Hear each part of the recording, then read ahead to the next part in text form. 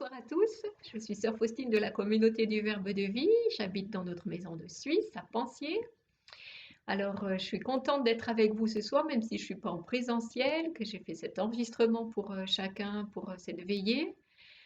Mais ce que je vous propose pour commencer, c'est de nous confier à la Vierge Marie, Notre-Dame de l'Espérance, pour qu'elle touche, pour que le Seigneur touche nos cœurs, pour qu'il soit sur nos lèvres, dans nos cœurs, et qu'à travers les réseaux sociaux, il puisse venir nous rejoindre. Au nom du Père et du Fils et du Saint-Esprit. Amen. Seigneur, par les mains de la Vierge Marie, je te confie cette veillée. Je te confie ça que chacun des jeunes. Merci Seigneur d'ouvrir nos cœurs, de nous donner d'être à ton écoute, de mettre sur nos lèvres les bonnes paroles, de nous renouveler dans l'espérance. Je vous salue Marie, pleine de grâce. Le Seigneur est avec vous. Vous êtes bénie entre toutes les femmes, et Jésus, le fruit de vos entrailles, est béni. Sainte Marie, Mère de Dieu, priez pour nous pauvres pécheurs, maintenant et à l'heure de notre mort. Amen. Alors le thème de notre veillée ce soir, c'est l'espérance. Et le titre de ce petit topo que je viens vous faire, c'est « Espère le Seigneur, sois fort et prends courage, espère le Seigneur ». Et c'est un verset du psaume 26, le verset 14, que vous trouvez dans le livre des psaumes. Espère le Seigneur, sois fort et prends courage, espère le Seigneur. Alors l'actualité de ces dernières semaines, de ces derniers jours, peut vraiment nous atteindre, voire nous décourager, ou peut-être nous faire peur, ou alors faire remonter en nous des angoisses, des événements qu'on a pu vivre pendant le premier confinement. Et puis, cette deuxième vague du Covid-19, elle peut arriver et nous submerger, nous emporter avec elle et nous faire boire la tasse. Mais le Seigneur nous dit, espère le Seigneur, sois fort et prends courage, espère le Seigneur. Et l'espérance, ce n'est pas magique, c'est pas une baguette magique où on dit, ben, tac, Dame Espérance, venez sur moi, tout ira bien. Ou alors, c'est pas, ben, j'ai des pensées positives et tout ira bien. C'est pas ça l'espérance. L'espérance, c'est une vertu théologale. Une vertu théologale, ça veut dire qu'elle vient directement de Dieu. C'est Dieu qui nous l'a donnée. Il nous l'a donnée quand? À notre baptême, avec deux autres vertus, qui sont la foi et la charité. À notre baptême, on a reçu beaucoup de dons, on a reçu beaucoup de grâces. On a reçu les trois vertus théologales qui sont la foi, l'espérance et la charité. Et tout au long de notre vie, le Seigneur compte sur nous pour les faire grandir. Pour les faire grandir, c'est pas magique, c'est comme un muscle. Il faut l'utiliser pour qu'il se fortifie. Et ben pour la foi, l'espérance et la charité, c'est pareil. On a besoin de faire des actes de foi, des actes d'espérance, des actes de charité pour grandir dans la foi, l'espérance et la charité. Et ça, c'est important. Et pour commencer notre veillée, j'aimerais revenir sur la définition que le catéchisme de l'Église catholique nous donne de l'espérance. Alors, le catéchisme de l'Église catholique, peut-être que vous en avez un, je pense que chacun en a un. Ça, c'est le catéchisme de l'Église catholique de poche, qui est quand même assez épais, hein, mais dans lequel on trouve les trésors de notre foi catholique. Catéchisme de l'Église catholique. Alors, c'est très simple. Il y en a qui peuvent faire la lecture en entier, une lecture suivie, mais il y a une autre manière de lire le catéchisme de l'Église catholique, c'est d'aller à la table de matière, de chercher le mot qui nous intéresse, et puis, à côté du mot, vous avez les numéros de référence qui vous indiquent ce que c'est que le mot que vous cherchez, un peu comme un dictionnaire. Alors, si je vais sur le mot espérance, j'ai définition 1817. Donc, je vais dans le numéro 1817 et je lis ce que le catéchisme de l'Église catholique nous dit de l'espérance. Alors, l'espérance est la vertu théologale par laquelle nous désirons, comme notre bonheur, le royaume des cieux et la vie éternelle, en mettant notre confiance dans les promesses du Christ et en prenant appui non sur nos forces, mais sur le secours de la grâce du Saint-Esprit. Alors, je vais m'arrêter un petit peu sur cette définition de l'espérance. D'abord, l'espérance est la vertu théologale, ça je vous ai déjà dit ce que c'était qu'une vertu théologale, c'est-à-dire qu'elle vient directement de Dieu. par laquelle nous désirons comme notre bonheur le royaume des cieux et la vie éternelle. Ma question est la suivante. Avez-vous déjà pensé à la vie éternelle? Alors souvent quand on est jeune, on n'y pense pas, sauf si on est confronté à la mort. Si on perd quelqu'un de cher, là, on se pose la question du bonheur, de la vie éternelle, du royaume des cieux. Mais sinon, quand on est jeune, c'est pas la première chose qui nous travaille, hein. En général, on pense à nos études, on pense à notre avenir, on pense quand on aura 18 ans, enfin, il y a beaucoup de choses qui nous travaillent avant que ce soit la vie éternelle.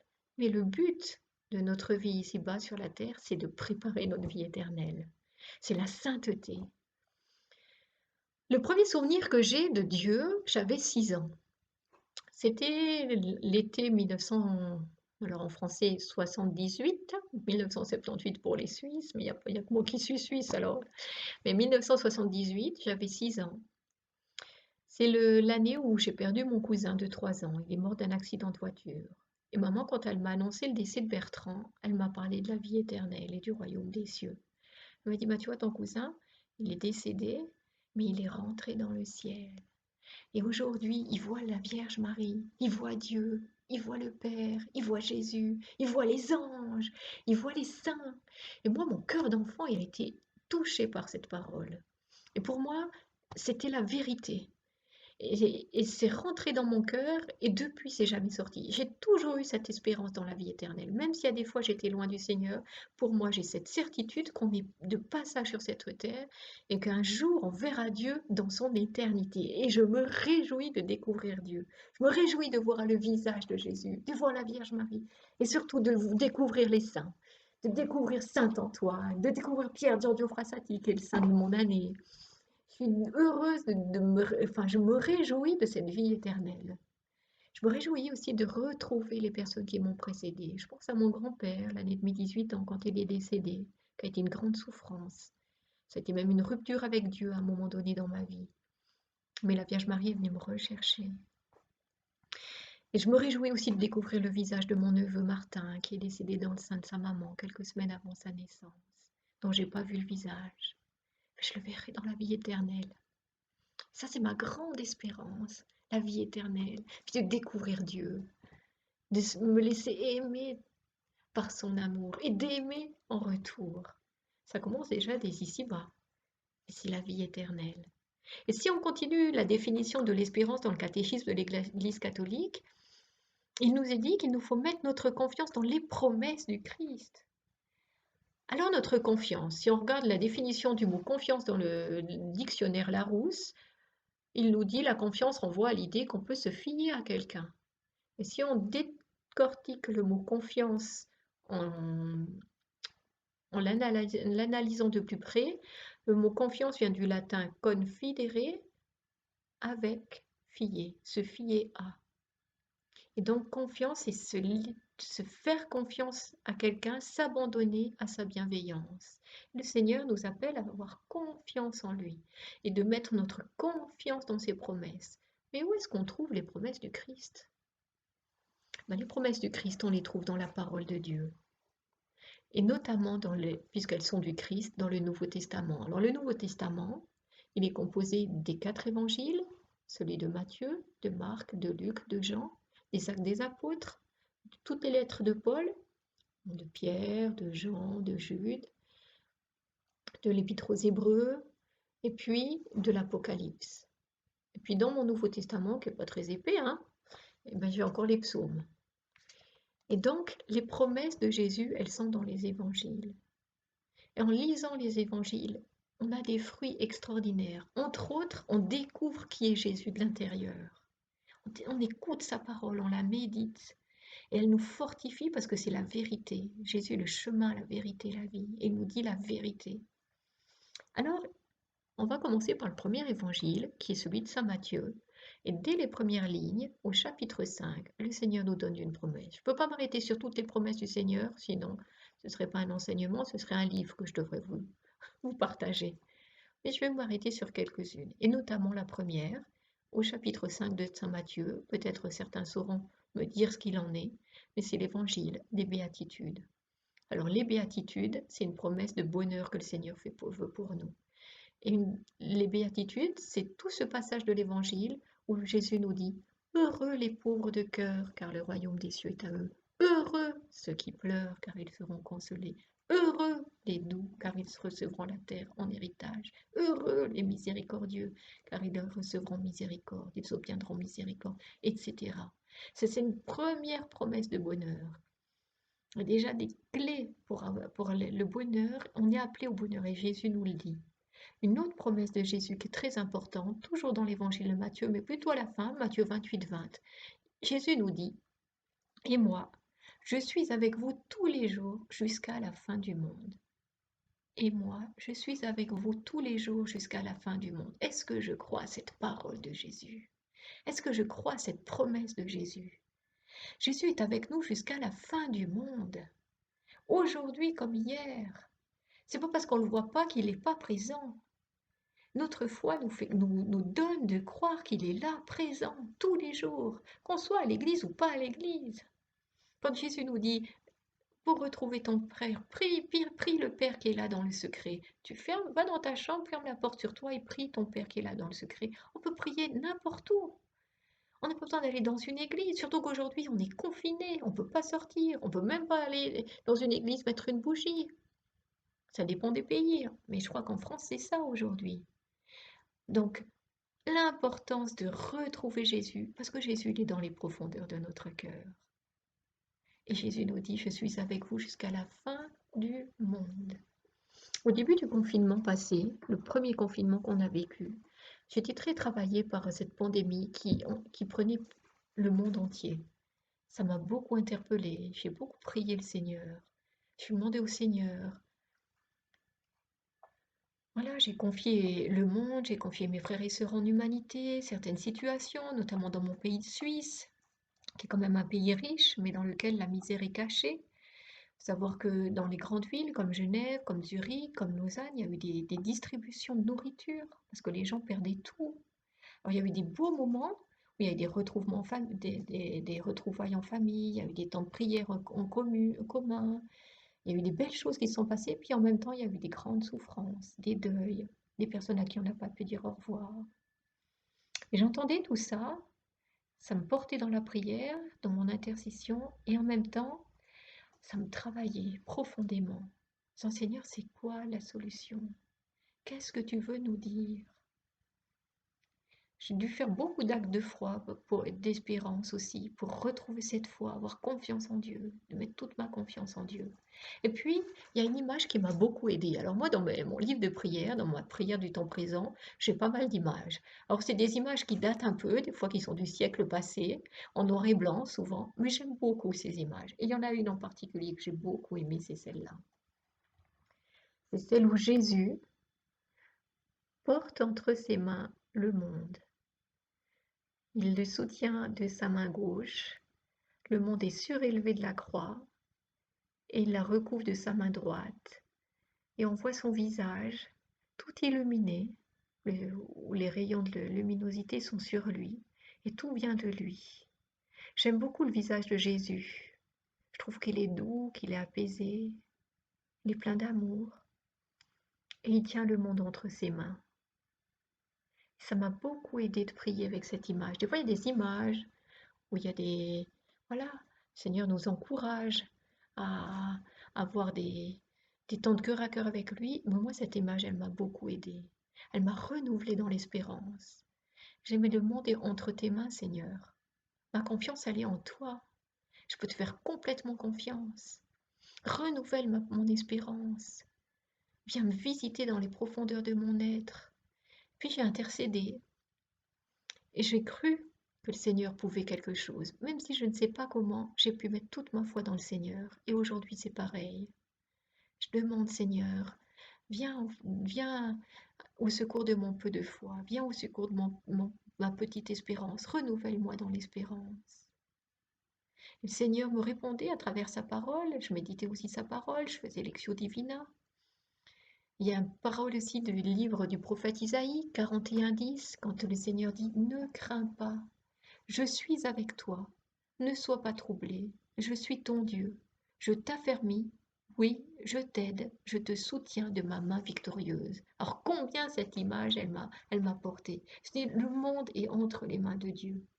Aujourd'hui, on vit cette pandémie, mais la victoire, c'est Jésus qui l'a assurée pour nous. Il l'a déjà remporté, la victoire sur le monde.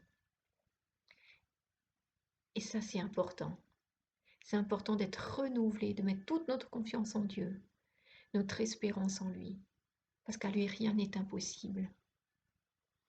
Je continue cette définition de l'espérance et je termine par là, parce que le catéchisme de l'Église catholique nous dit de prendre appui non sur nos forces, mais sur le secours de la grâce du Saint-Esprit. Le Saint-Esprit. Vous savez, je ne vous apprends rien, que notre Dieu est Trinité. Père, Fils, Jésus et Esprit Saint. Et le grand oublié de la Trinité, souvent, c'est l'Esprit Saint. On prie le Père, on n'a pas de problème à imaginer le Père, Jésus, ben bien sûr, Jésus le Fils, mais l'Esprit Saint, c'est un peu, c'est l'Esprit Saint, quoi. Et c'est souvent le grand oublié. Et pourtant, l'Esprit Saint, il est Dieu, né de Dieu, né du vrai Dieu. L'Esprit Saint est Dieu comme les deux autres personnes de la Trinité, la troisième personne de la Trinité. Et l'Esprit Saint, il nous rappellera toutes choses. L'Esprit Saint, c'est une grâce de pouvoir prier l'Esprit Saint. Et dans la communauté du Verbe de vie, on est une communauté du renouveau charismatique. Alors c'est un peu du jargon pour vous, mais il y a une place une grande place pour l'Esprit Saint dans notre communauté. Être à l'écoute de l'Esprit Saint, reconnaître sa voix, demander, prier en langue, chanter en langue, demander à l'Esprit Saint qui nous rappelle les paroles. Quand on a lu la parole de Dieu, quand on a lu les promesses du Seigneur, quand à un moment on perd pied parce que il y a une peur, il y a une angoisse qui remonte, dire Seigneur, ouais, je me rappelle, Jésus était avec moi jusqu'à la fin du monde. Tu es là et je te fais confiance. Renouvelle-moi, Seigneur. Jésus, j'ai confiance en toi. Et qui nous rappellera ces paroles? C'est l'Esprit Saint. Saint Paul, dans sa lettre aux Romains, nous dit en Romains 15-13 que le Dieu de l'espérance vous remplisse de toute joie et de paix dans la foi, afin que vous débordiez d'espérance par la puissance de l'Esprit Saint. La puissance de l'Esprit Saint. Aujourd'hui, le Seigneur agit avec puissance. Je suis témoin et je suis émerveillée de la puissance du Seigneur dans la vie dans la vie de ceux que je côtoie, notamment des jeunes. À Pensier, je m'occupe aussi un peu de pastoral des ados. Et avec le confinement, au début d'année, on avait mis sur pied un Zoom tous les 15 jours pour avoir un temps de louange, un temps de partage, puis un temps de partage de joie, partage de peine, puis on terminait par la prière. Et puis après le confinement, on avait décidé de continuer une fois par mois.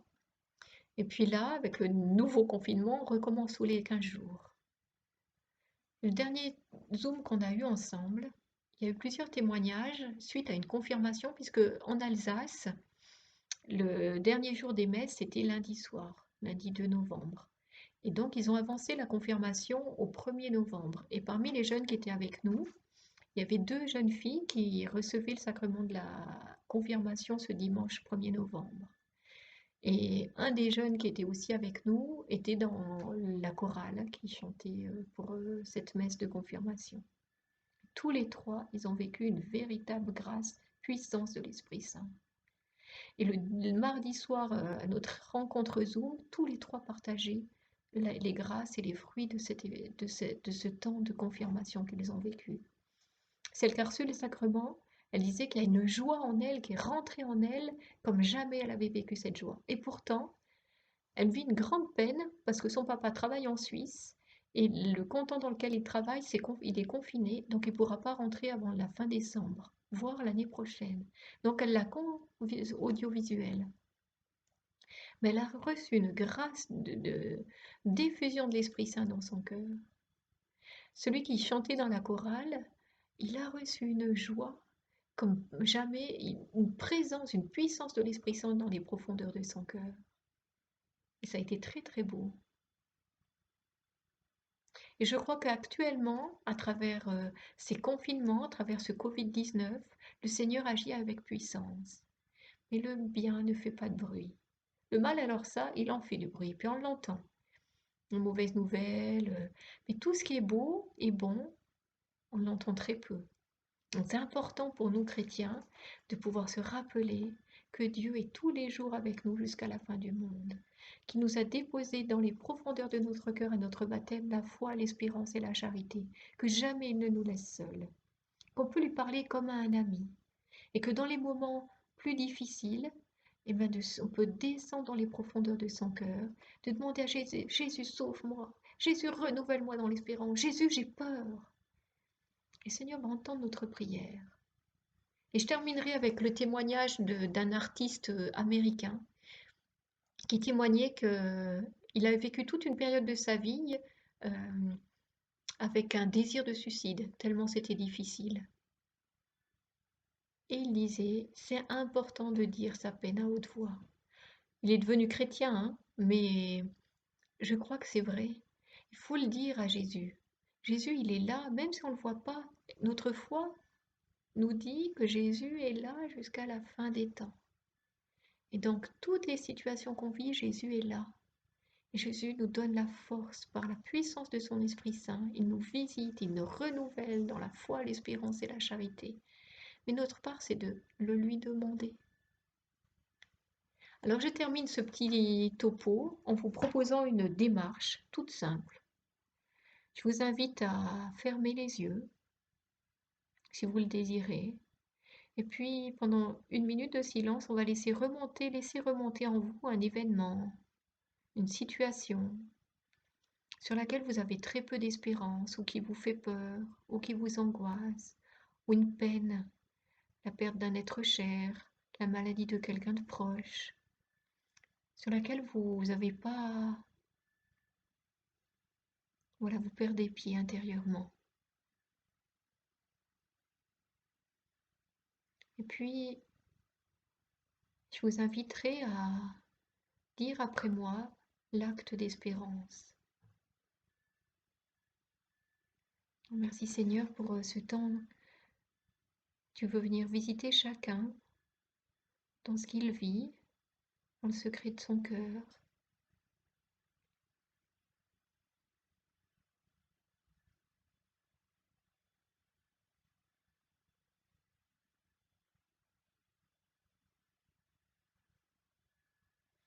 Et vous pouvez répéter après moi, soit dans le secret de votre cœur, soit à haute voix, l'acte d'espérance sur cette situation. Mon Dieu, j'espère avec une ferme confiance que vous me donnerez, par les mérites de Jésus-Christ, votre grâce en ce monde et le bonheur éternel dans l'autre. Car vous l'avez promis et que vous tenez toujours vos promesses. Amen. Alors je vous souhaite une belle fin de veillée. Je prie pour vous. Là, sur la route, je prie le chapelet pour vous, pour que le Seigneur vous bénisse dans votre rencontre, que cette année soit une année propice pour vous. Je demanderai des grandes grâces d'espérance, que le Seigneur vous renouvelle dans l'espérance et qu'il fasse de vous des hommes et des femmes d'espérance. Amen. À bientôt. Bonne veillée.